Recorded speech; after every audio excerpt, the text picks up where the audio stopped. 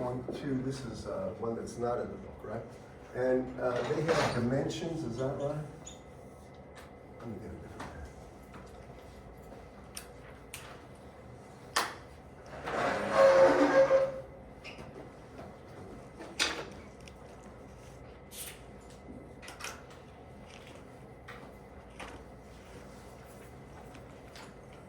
And this is A and this is B.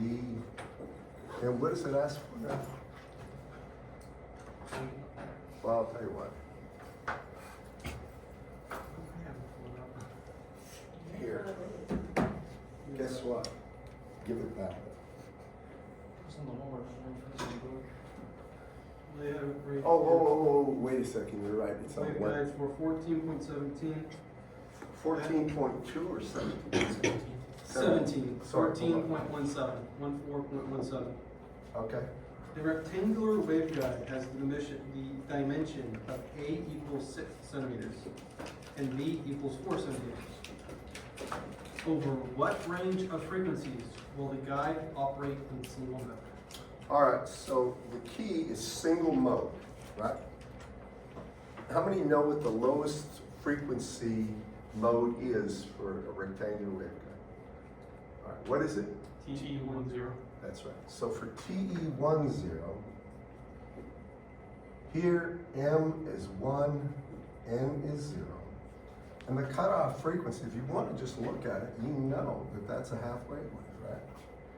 That's an easy way to do it. Or you can go to the formula where cutoff frequency for this, for the 1 mode, is going to be equal to C, and I'm assuming it's air-filled now.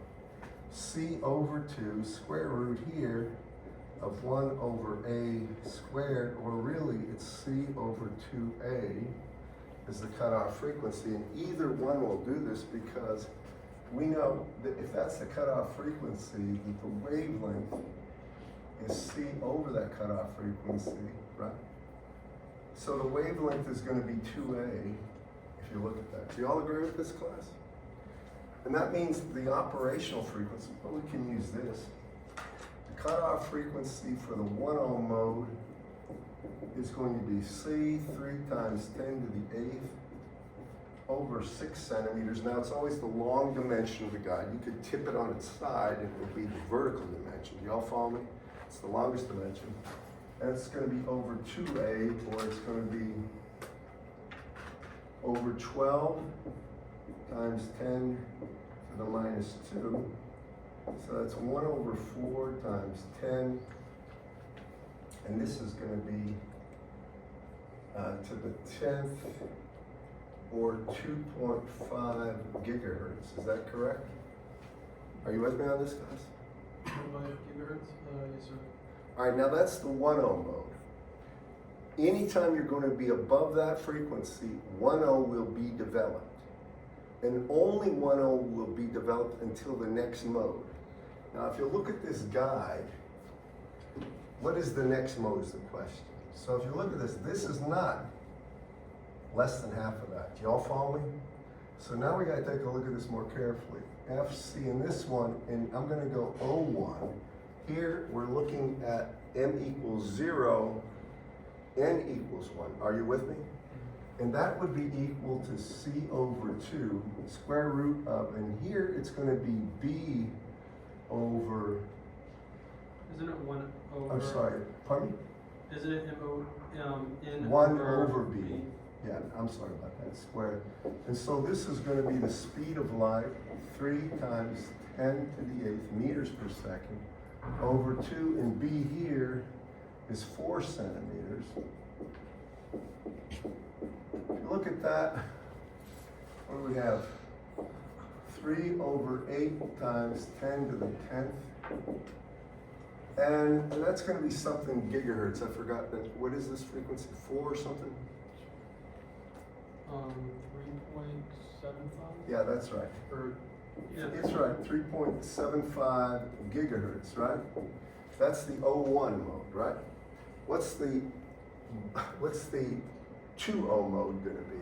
5, just double. That's right. So FC 2O is going to be twice that, or 5 gigahertz.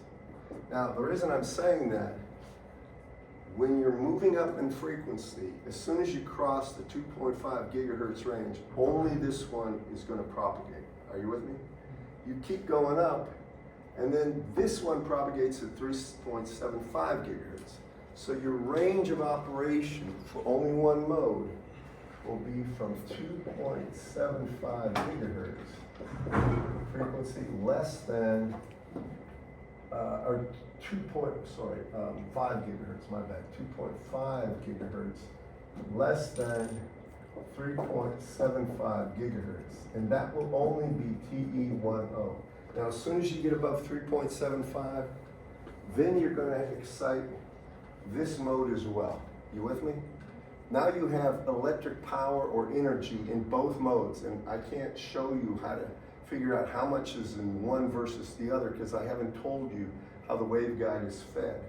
I might as well, at this point, I didn't do it last time, but and he doesn't focus on this yet. Because we haven't covered antennas. You're probably curious, well, we got a waveguide, how do you get energy into it?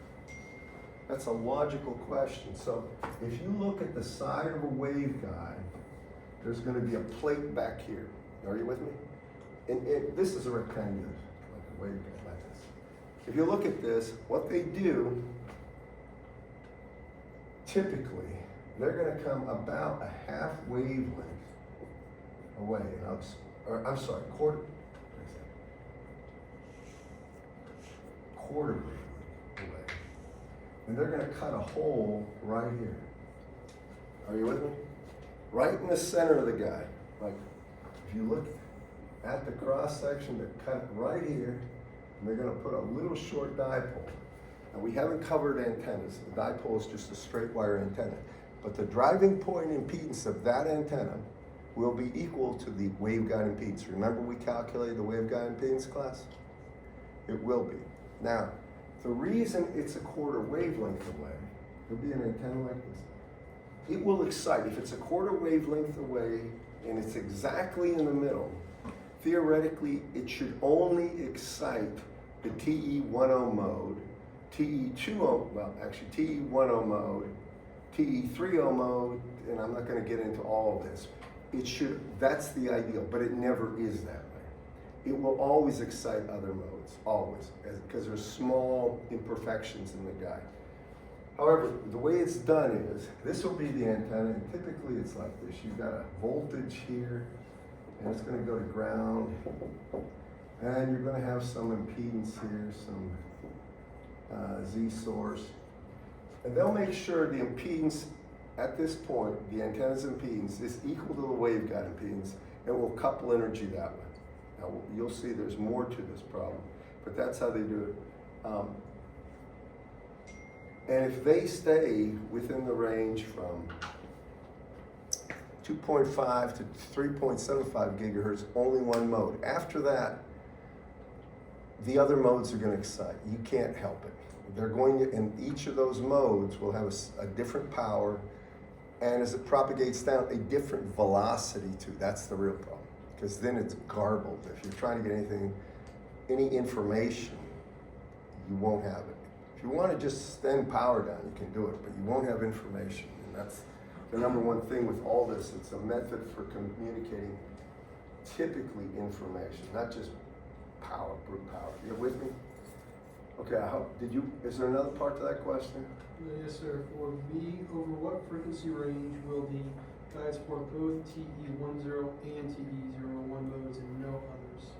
Okay, now, this is the TE10 mode, right?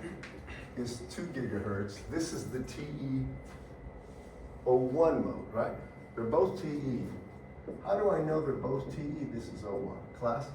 Because only TM can be excited with 1-1s or 1-1. TM or TE would have 1-1. Yes. And 2-2 and stuff like this, and 1-2. But whenever you have an O, only TE, like an 01, 02, 03, a 10, 12, 13, if you have a 1-2 or anything, that can be both TE and TM. All right, now, if you look at this for a second, he says only the first and second mode, right? So the TE10 and TE01. that's basically this is TE01, that's TE. So when's the next frequency gonna pop up is, it's gonna be of interest. Now, you can fuss with this a little bit, it's this one, 5 gigahertz. If you go and look at the permutations, you can use any value of MN. The next frequency that appears is a 2.0 mode. So if we stay below 5 gigahertz, listen to the reasoning. You understand that? We're gonna have to be, because if we get above 5 gigahertz, we excite this mode. You with me? Below 5 gigahertz, but above 3.75. Now we only have 2 modes excited. And I think that's the answer. I don't know for sure. He has 3.75 gigahertz by 4.5 gigahertz. 4.5? Yes, sir. He does FC11 as C over. Oh, okay, all right, my bad. So actually, the next mode is gonna be FC11. My bad on this. It's not gonna be the 2.0, it's gonna be FC11. And let's, for the record, make sure we get this right. So this is gonna be really what? C over 2, right?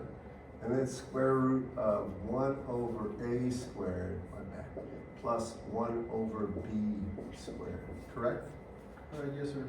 And that should be 4.5 gigahertz. Yes, sir. Once you plug stuff in. Everybody follow me on that? So I guess you have to go through the permutations.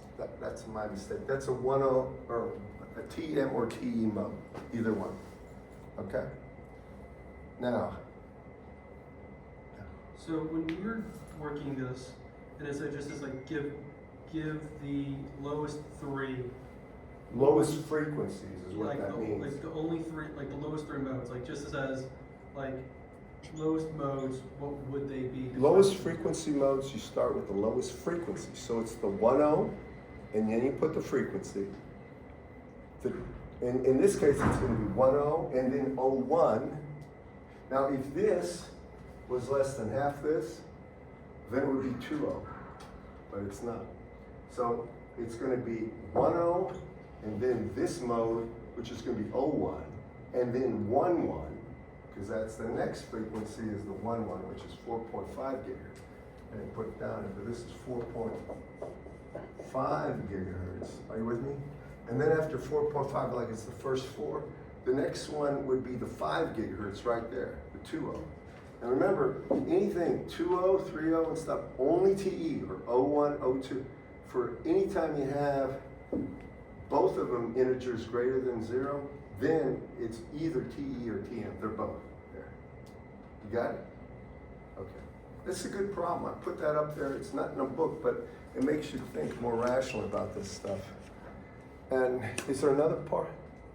I believe that is all. Okay, but those are fair, that kind of question makes you think and really understand this. Yes? When we're solving cutoff frequency and stuff using the whole equation, you have A and B.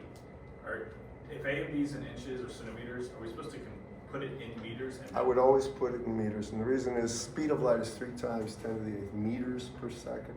I would never veer off of, the standard SI, System International, MKS system, use that always.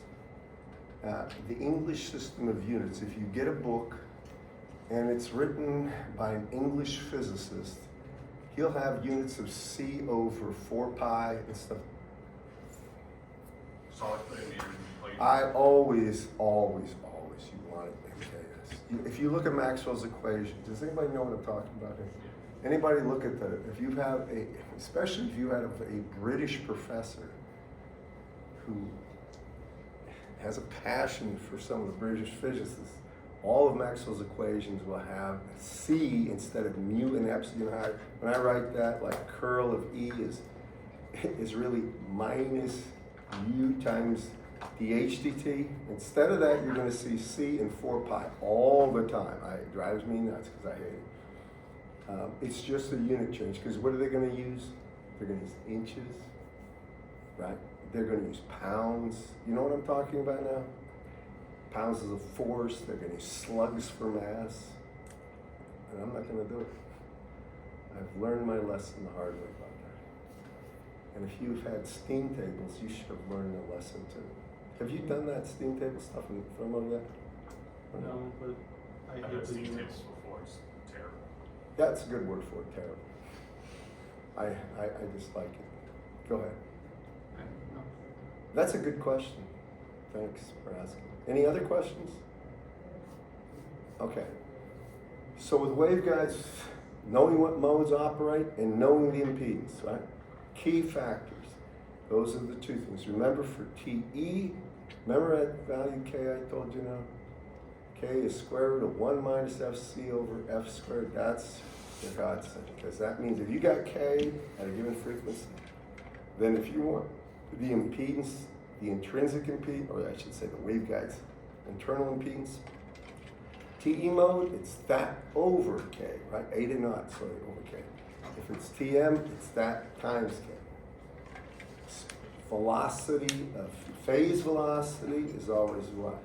C over K, right? And velocity of energy is C times K down in guy, airfield guy, right? Those are important facts to know. Okay. Are we good on this? All right, in his book, he talks about a slab waveguide. Now, don't turn there. I want to make mention of the fact that he's really talking about a dielectric waveguide. You see how there's a conductor right there bounding everything? There are dielectric waveguides. Probably the best single example of dielectric waveguides are fiber optics. Does anybody actually, are you familiar with fiber optics? What is fiber optic basically? Well, I mean, real fiber optics, it's used to lay cabling underground and stuff for communications. It's made of silicon dioxide, and DuPont makes this, and other companies, what they do is they have a dopant that they put in there so it's flexible. It's actually not that flexible, but has anybody ever felt this, the hard cable? It's expensive. And what it is, if you think about glass, well, glass itself, if you just take a layer of glass like this, and a long piece, if you shine light in there, the actual light would bounce off the top and bottom of that glass, would act like a waveguide, and it would not attenuate. If the light was above a certain wavelength, then it almost always is. If you can physically look at the thickness of glass, and you have like a ruby laser or a red light laser, put it in there, it will bounce all the way down there, and it will be like a mirror surface. And if you want to think about this, get yourself a little perspective on this. If you ever go out and look at a road, just an asphalt road, black asphalt road, and you look at a very low angle, so when I say low, a small angle between the actual, the horizontal where the pavement is and the angle that you're viewing at, all of a sudden you'll see the sky. Do you know what I'm talking about? Literally, it's a mirror. It's called specular reflection. It's a mirror. Well, what happens with this glass is it contains the light by bouncing it down this way. Now, there's a certain angle, and this is important that you understand. If you try to shine light above that angle, some of it will escape. It will escape. Not all of it will reflect. And when you get at that angle, all of a sudden you're going to get a lot of loss as the thing goes down. You don't want to be at that angle. With fiber optics, it's the same thing. They have a piece of cabling that is made of a type of glass, an inner core. It has an index of refraction that's about, call it 1.5. Just bear with me on this one. It's maybe not exactly. And it's surrounded by another piece of glass. I mean, this is called single mode, or this is the typical kind of fiber optic that would be used for communication purposes. But that particular material is going to have an index of refraction less than 1. I mean, less than the inner core, just a little less. And what that'll do is cause an angle to be there such that the wave will bounce all the way down that fiber optic cable when it's at that angle or less. And I'm going to draw this up there. I'm trying to talk my way through it before I show you a diagram of it. Now, fiber optic cable has, just give you an idea about this before we get into the mathematics. Can anybody tell me what the real advantage, there's several, what advantages fiber optic cable have over, say, coax cable? Anybody? It's fast transmission. Yeah, isn't it faster? Orders and orders and orders of magnitude more data you can send out. I don't know if it's 10 orders of magnitude more.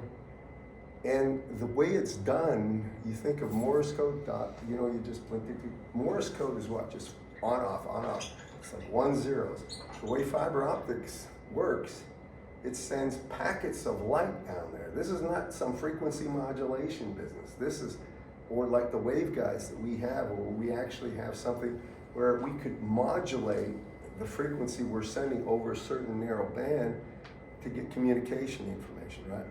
For a fiber optic thing, it's basically ones and zeros. So they send one guide, there's light on, light off, light on, light off. It's all flying down this guide, but there's dispersion. There's some, so the actual wave packets will broaden. I'll show you what I'm talking about in a second. And there's some attenuation, not a lot. I'll give you an idea how much. Per, I want to say 20 miles, but I'm not sure if that's right. You might only get 2 or 3 dB of attenuation. Now that might be incorrect in some way, but compared to cable, where you get 2 or 3 dB of attenuation in coax cable per 50 or 100 feet, it's incredible. Almost no real loss of signal strength. The speed that you can do, it's by the way, the reason I say it's so much faster. Cables, I mean, there's an upper frequency that you can actually transmit on coax cables, and I haven't gotten to that, I don't think. Did you get it to an EMAG one or not? If you didn't, don't worry about it. I'll get to it in a bit with some of the stuff we covered. But for fiber optics, I mean, and by the way, that frequency is the thing that limits how much information, because you're going to be modulating that. With fiber optic stuff, these light packets, as fast as you can throw a switch on a photodiode, on and off, you can transmit information, which is incredibly fast. I should have looked this up. It's less, it's of the order of a nanosecond or less. So the rate of information transfer is phenomenally high. Also, the speed is the speed of light, basically, on there. For coax cable, it's fast, it's not that, but the attenuation is severe, and there is dispersion in coax cable. The real problem with fiber optics, well, you can say cost. Yeah, it costs a lot more to bury a fiber optic cable than it does to bury a coax cable or hang a coax cable. But there's a couple other things. You know, when you sever, suppose somebody's digging in the yard and you sever an actual coax cable, well, you can go in there and you can cut off the material and basically put another section in, no sweat. You know what I'm talking about here? That's not hard. Not so with fiber optic. You have a solid piece of glass, basically. When you break that, and recently they've gotten a lot better, to fuse it back is no small task. Now they've developed a technique to do it, but it is expensive. Are you familiar with how they fuse any kind of fiber optic cable? First, it's not easy. And the last thing I want to tell you about fiber optics that makes it very interesting for Department of Justice and stuff. I think all their transmissions are on fiber optic. Until very recently, they were invulnerable to any kind of eavesdropping. You know, if you have coax cable, you can figure a way to splice and then put something in there where you can peel off a little signal and you can listen in. Anytime you have that kind of metal, you can do something to get the information. With coax cable, with fiber optic cable, you can't do that. I mean, at least that's what was thought for a long time. But they found out, because this is something we'll talk about, if you're sending information down a fiber optic line, there is a small but non-negligible field that doesn't propagate outward, but does penetrate outside the surface of the fiber optic cable. It's called an evanescent field. And people have figured out ways where they can put a photodetector around it, amplify the signal, I guess, and put a photodetector, and actually eavesdrop. It's very hard to do. And not only that, the way the cabling is done, and it's encrypted and everything else, it makes it just about impregnable for people that want to get on there. And basically, this is really like lawyers would love to know what is being said with the other lawyers, basically, but it's almost impossible. Strangely enough, military communications don't require that because they have very high level encryption. I mean, I am not privy to that information, but the stuff that they got is mathematically, I guess, a nightmare. But the Justice Department sends tons of stuff out. And I don't even know, I knew one guy actually years ago, Stephen Reynolds, who was an assistant U.S. attorney in Montgomery. He's a friend of mine. And he never got into this with me, because he probably shouldn't. But, you know, they communicate all the time with everybody all over the country, continually about cases that they're dealing with. So that's another stuff. Back to fiber optics. Now we're going to talk about the actual, is that my book? Yeah. We're going to talk about how this stuff works in the most basic sense. And I want to tell you this stuff, because when we did rectangular waveguides, we started with Maxwell's equations and we solved them. Right? And we got to the point where, based on that solution, we determined cutoff frequency and all that. Well, we don't solve for a circular waveguide, the actual field terms. And we don't do it we do it for a slab guide, but it's in a weak way. What I want to tell you is, for the slab waveguide, and when I say slab waveguide, let me just draw this and I'll get to the point. When you have a slab waveguide, here's what you really have. You have a piece of dielectric. It has epsilon relative, and you have one side, and just say super long. All right. Think of that thing going on forever, and it's got a thickness here. And the thickness you can call A. So with fiber optic guides, this is like glass. If you look down the side of a fiber optic guide, what's really going on is a wave is bouncing like this, all the way down. There's like two mirrors here. You know, with me on this one, class? Now the thing about a fiber optic guide is, frankly, it doesn't have a cutoff mode in the traditional sense. So let me explain something. This is a dielectric right here, and this is air for all intents and purposes, right? Now, what was the condition for the rectangular waveguide that allowed us to get the boundary conditions for that del squared? Remember when we did the del squared solution, at the end of the day, we found out that for, say, TM mode, EZ could have some form of sine, remember that, beta x times x, or cosine beta x times x, or it could be possibly e plus or minus j beta x times x. Do you remember those things? Forms of the solution when we did the differential equation, we did separation of variables and we found those things.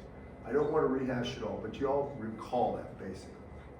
Now, how did we find these values of beta x for those? Just for the x component. We used boundary conditions, right?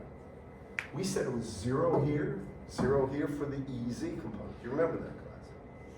Well, here, there ain't no 0. That's a dielectric.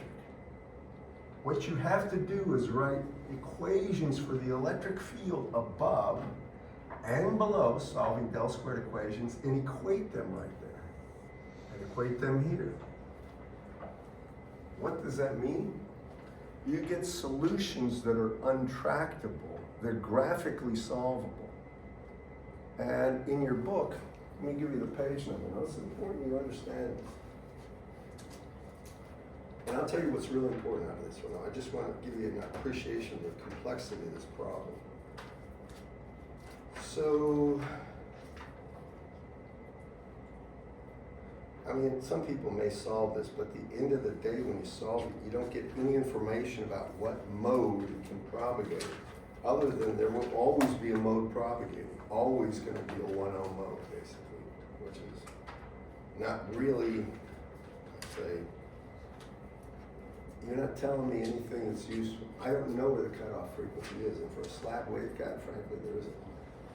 So it's called a dielectric waveguide, section 3 in his book. And he does talk about TE and TM and the field equations.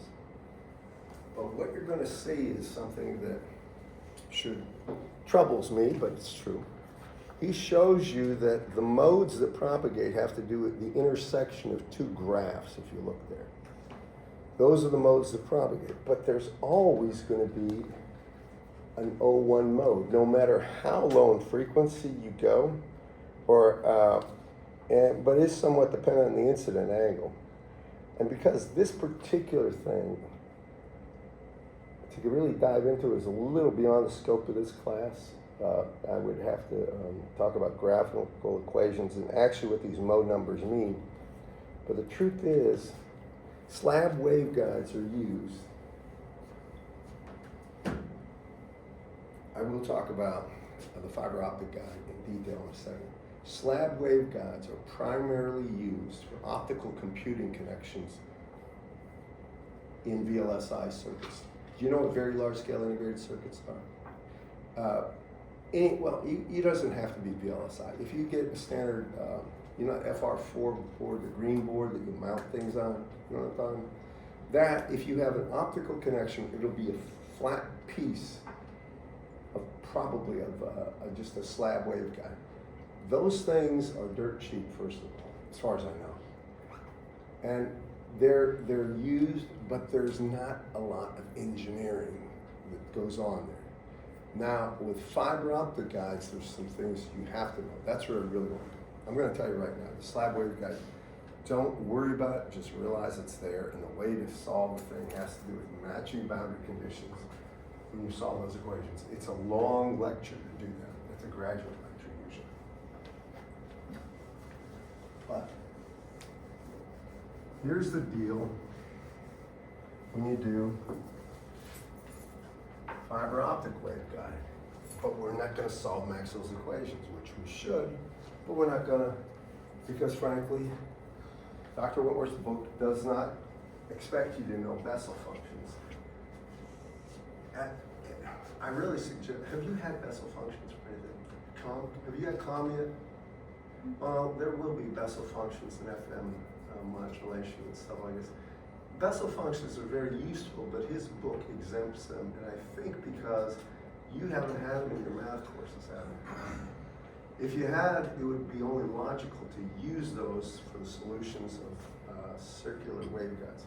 But when we have a fiber optic guide, now write this down, what you really have is an inner core like this, and what he'll do is, this is called the fiber core, and he'll have an index of refraction of the fiber there.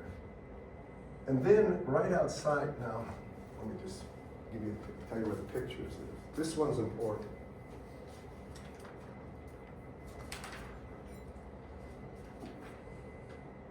All right, so it starts on page 407.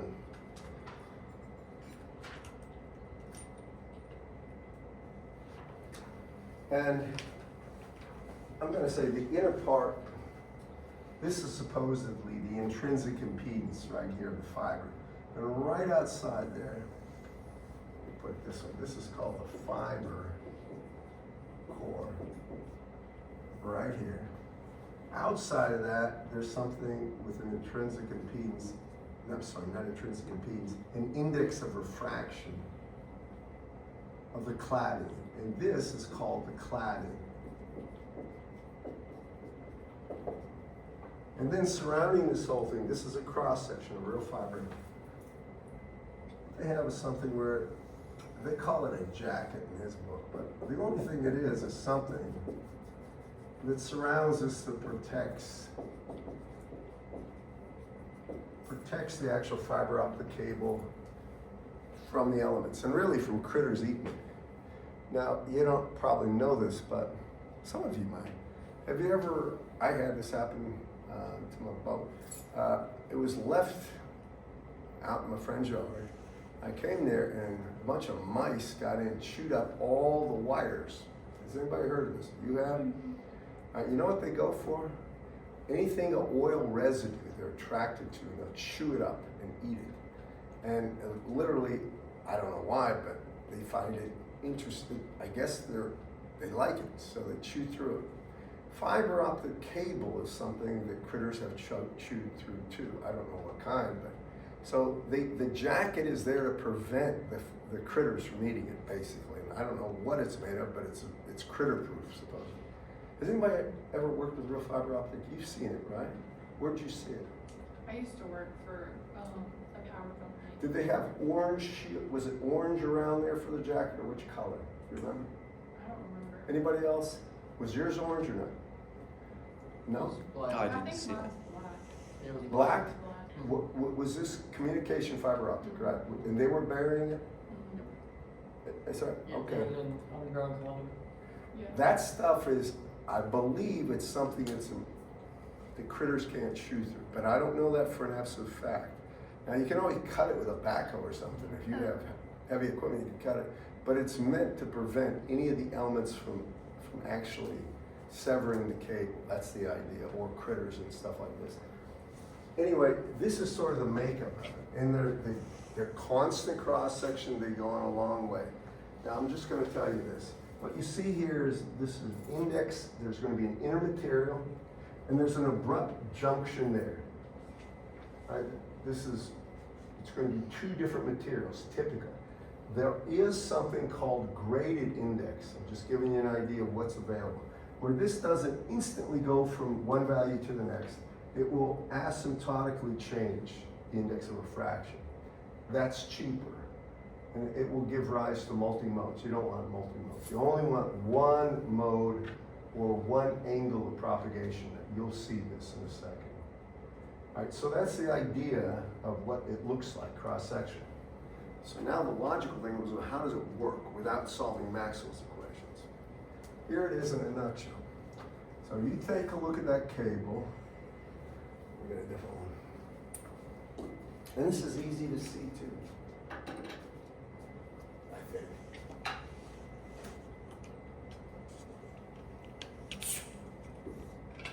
Anyway, what I want to do is draw the cable cross-section. I'm going to go down the line, I should say.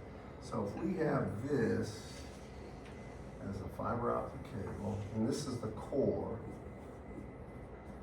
it has an index of refraction of the core. Remember, that is actually equal to the square root of epsilon relative of the core. Remember that for index of refraction. And then you're going to have the cladding right here.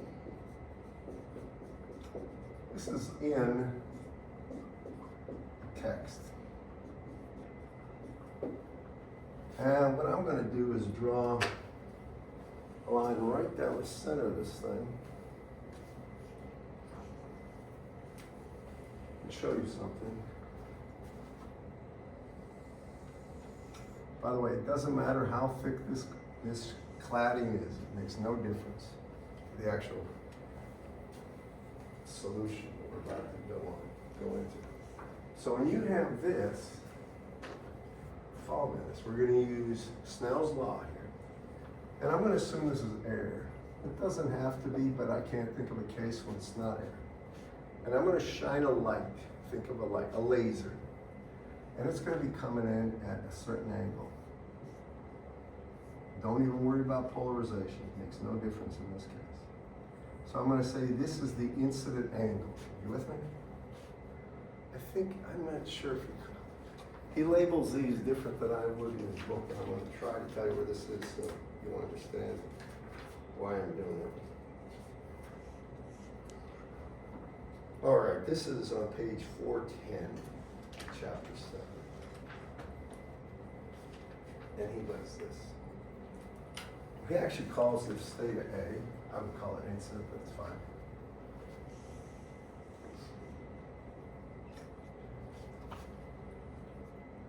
And call this just light here. It doesn't matter the frequency. Now light's going to be nanometers, all right, the angstroms in that. Going to be very short wavelength. You get this as the incident angle, and you can see you got a different material. This material is going to have an index of refraction. It's larger, so it's going to bend this way. And he calls this theta B, which I'll go along with. Y'all follow me on this? Comes in, think of this as a planar difference right there.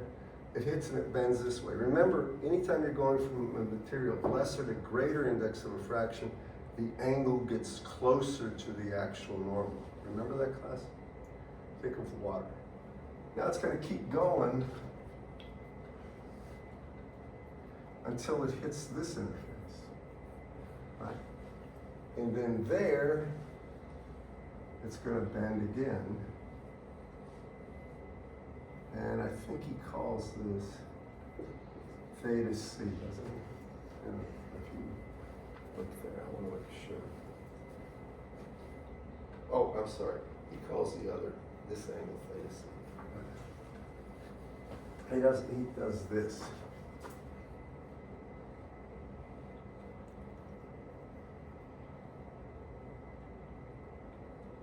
Am I wrong on this? He calls this theta C, is that right? In his book? Yeah, that's what it is.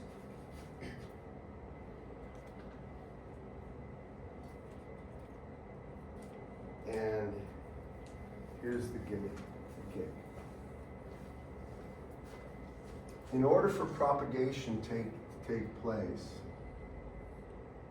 this angle theta C has to be the critical angle where everything's reflected. Y'all follow me on this, class? So at this point, just write down theta C is called the critical angle.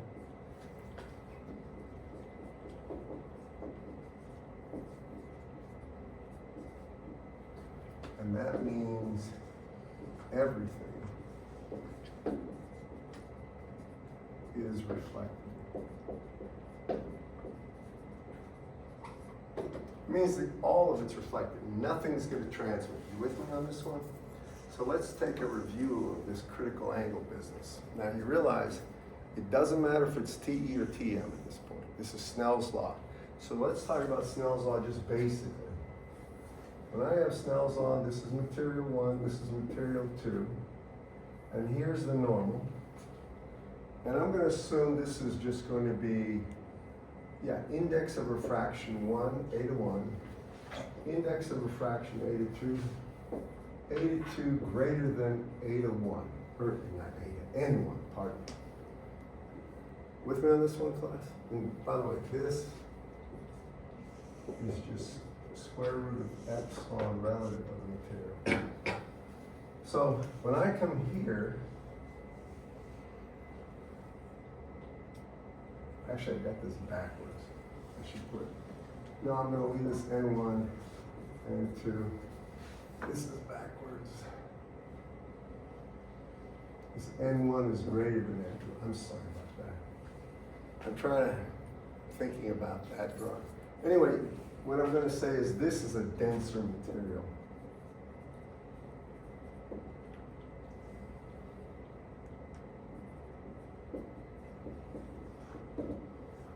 All right, so check this out. Here's theta incident, right? And here, well, I made that too large. But the theta incident, theta transmit, you'll see what I'm up to. So I have this as theta incident, and I want this angle to be 90 degrees. So what I want is, you might say, this is going to be theta transmitted equals 90 degrees. Follow me on this, class? Everything will be reflected. It'll hit and go this way. Can you all follow me? It's real important you see this. Normally what would happen is you come in this way, it goes straight through. A little bit, it hits, but it would bend more. Then you're going to keep on moving this out until finally it just moves. Theoretically, it would move right along that boundary, 90 degrees. Anything greater than that angle, called the critical angle, and everything's reflected. Equal to or everything will be reflected. Can you follow me on this? Let's solve the equations. This is a standard Snell's law problem. If you've had physics, you probably remember doing these kind of problems.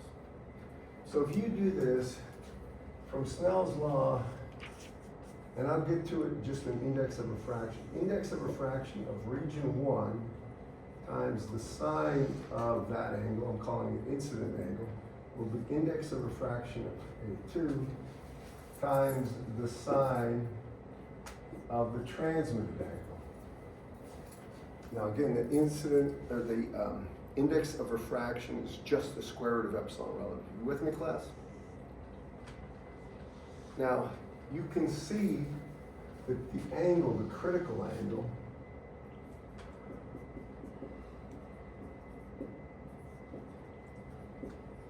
right here, will be when this angle, theta t, is 90 degrees. Can everybody follow me on that?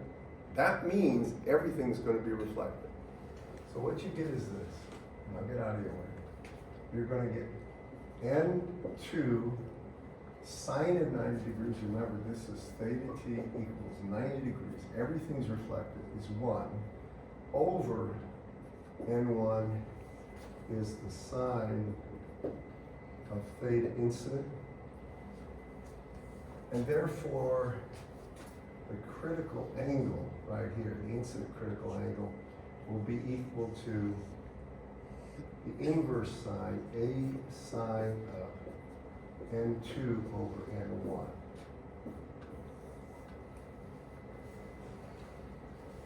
Can y'all follow me? Okay. Now, that's this angle right here is the critical angle. Do y'all follow me? Now, if this is air, then it's straightforward. You can say that if it's air, then when you look at this diagram, then A to 2 is 1. 1 over the A to 1 would be the square root of that. Follow me? But needless to say, no matter what, this angle right here, right, can be found out. Do you all agree with that, class? It can be found if we know the material properties. And let me blow this one up a little so you can see this better. What I'm about to do.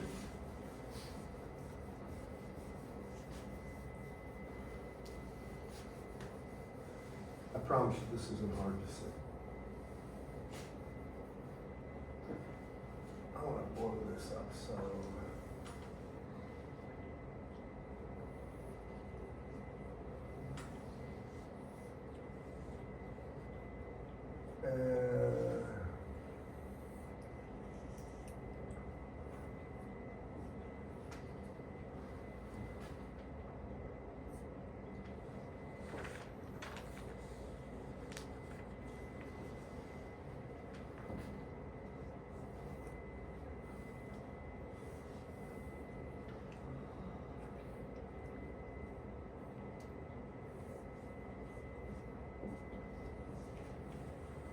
Can you all see this, class? So if you take a look at this,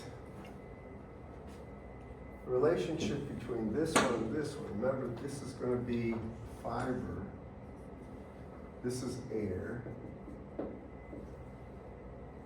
and this is, I'm sorry, this, I said cladding, this is, yeah, this is the cladding, NC, and I better finish this. I wanted to say, I didn't say this accurately. If you look at this one, so this material here has index of refraction, A fiber. So for this boundary right here, I gotta say it correctly this time. Here it would be N fiber times, in this case, sine of theta c would be equal to N cladding times the sine of this angle here. And that angle is going to 90 degrees because we want total internal reflection there. So sine of 90 degrees, and this is for total reflection.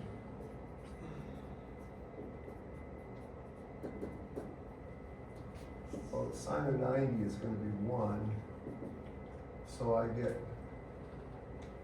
the sine of theta c is equal to NC over NF.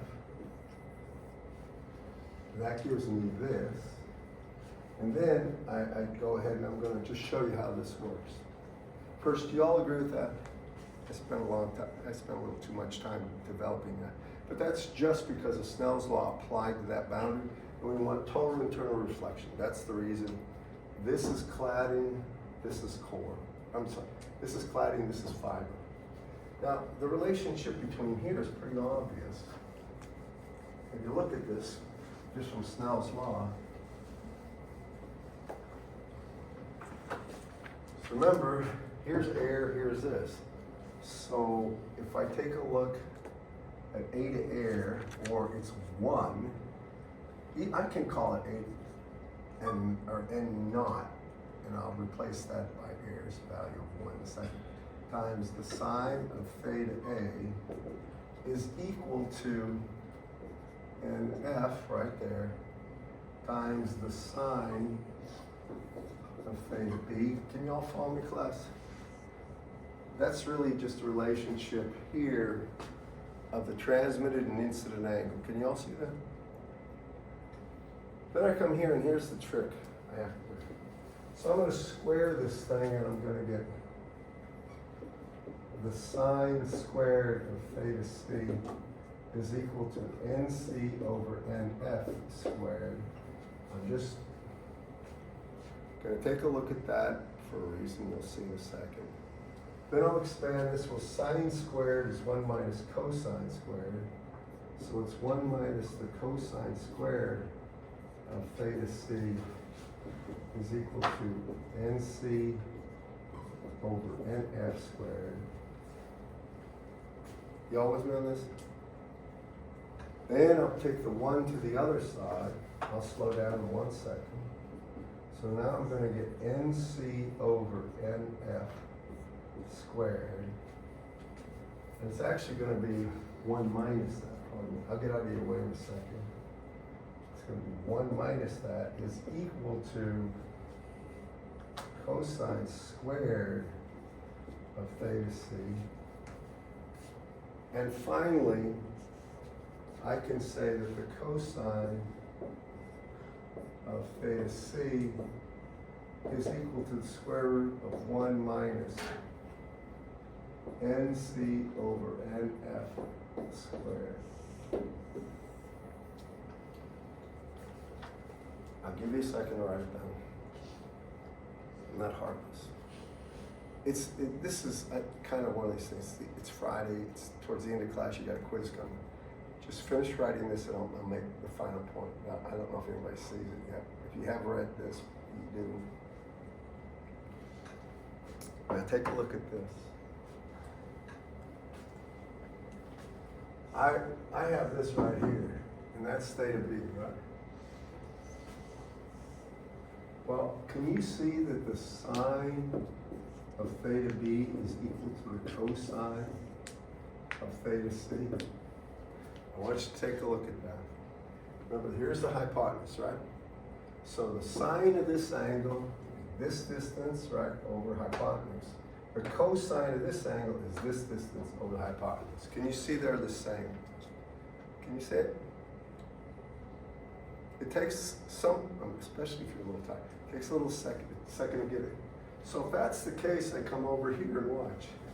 Now I have eta naught times the sine of theta A equal to NF, right? Times sine of theta B, right? But sine of theta B is cosine of theta C.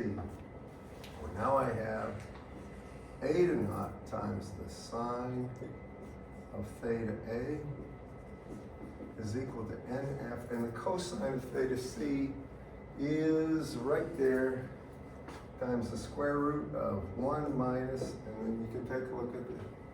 That's going to be NC over NF squared.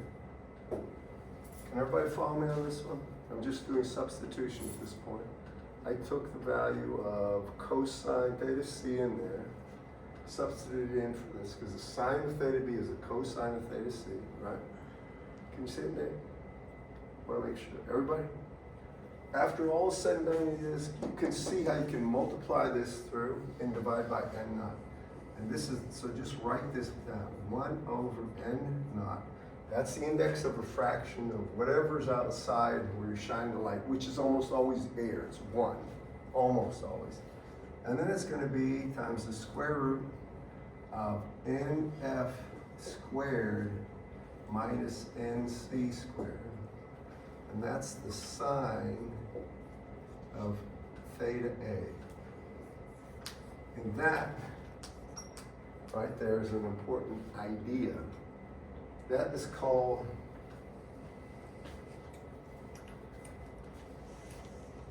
in his book, I think he calls it, it's a figure of merit, but it's actually the effective aperture, or numerical aperture is what he calls this, NA. And this term is called the numerical aperture.